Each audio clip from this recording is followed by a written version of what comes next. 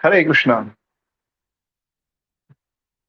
एक बार की बात है, दो व्यक्ति ऐसा निर्णय लेते हैं कि कुछ काम किया जाए, व्यापार किया जाए, इजी मनी। तो आजकल इजी मनी मतलब स्पिरिचुअल लाइफ में आप गुरु बन जाइए और लोगों को धोखा दीजिए तो बड़े जल्दी हो जाता है, बहुत से ढोंगी हैं।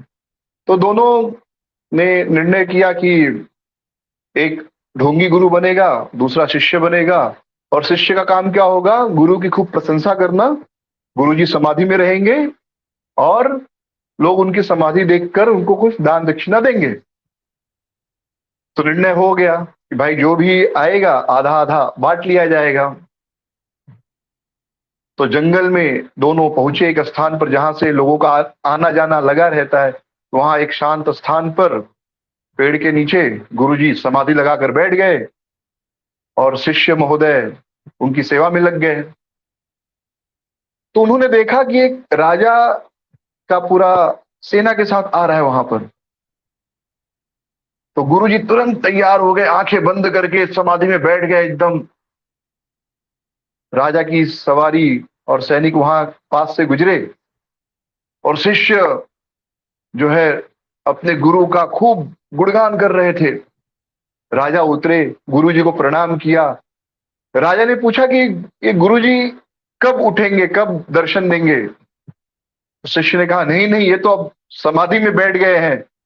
लागी समाधि अखंड अपारा, अखंड समाधि में है, कब उठेंगे किसी को पता नहीं। राजा बड़े प्रभावित हुए।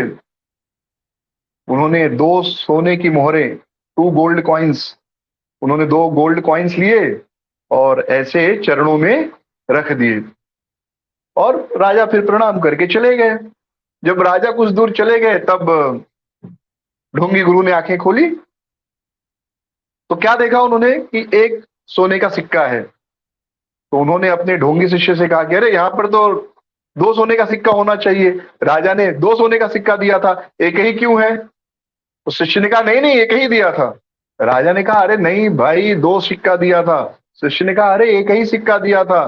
तो काफी देर तक तू मैं, दो सिक्का एक सिक्का, दो सिक्का एक सिक्का चलते रहा।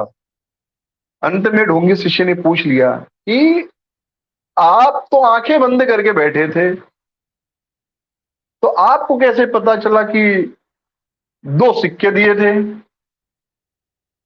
तो ढोंगी गुरु ने कहा कि अगर एक सिक्का होता तो खटकता नहीं, वो दोनों सिक्के खनके थे, दो सिक्के थे इसलिए खनके, उनकी खनक की आवाज मुझे सुनाई दी।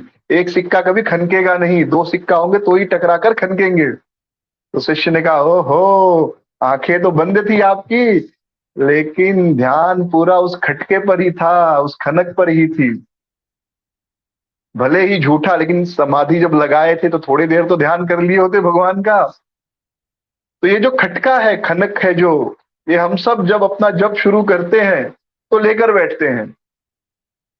तो भले हाथ में माला हो हमारे, लेकिन कुछ न कुछ खटका जो होता है वो मन में लेकर हम जप के पहले लेकर बैठ जाते हैं। चाहे वह कुछ किचन की शॉपिंग करनी हो, या किचन का कुछ काम हो, या ऑफिस का कुछ काम हो, या किसी से अपना हिसाब सेटल करना हो, किसी के प्रति खुन्नस हो, कुछ तो एक खटका हम अपने मन में लेकर फिर माला लेकर हाथ में बैठते हैं। इसलिए भले हाथ में माला घूमती है, मुंह से हरि नाम निकलता है, लेकिन दिमाग उस खटके पर, उस खनक पर ही रहता है। इसलिए ऐसा रिकमेंड किया गया है कि सुबह उठकर स्नान करके पहला काम जप कर लीजिए ताकि कोई खटका न रहे। तो यदि हम सब जप अपना सुधारना चाहते हैं तो जो खटके हैं उनसे बचना चाहिए। कुछ समय के लिए जो भी खटका है जीवन में उसको भूल जाना चाहिए कि अगले आधे घंटे या अगले 10 मिनट या अगले 2 घंटे, आप जितना भी समय जप करने वाले हैं, मन को बता दीजिए कि इतने समय तक केवल इस दुनिया में दो लोग हैं, एक मैं हूं और एक भगवान का नाम है, तीसरा कोई खटका नहीं है। तो जब तक यह खटका जीवन से जाएगा नहीं तब तक भगवान हमारे जीवन में आएंगे नहीं।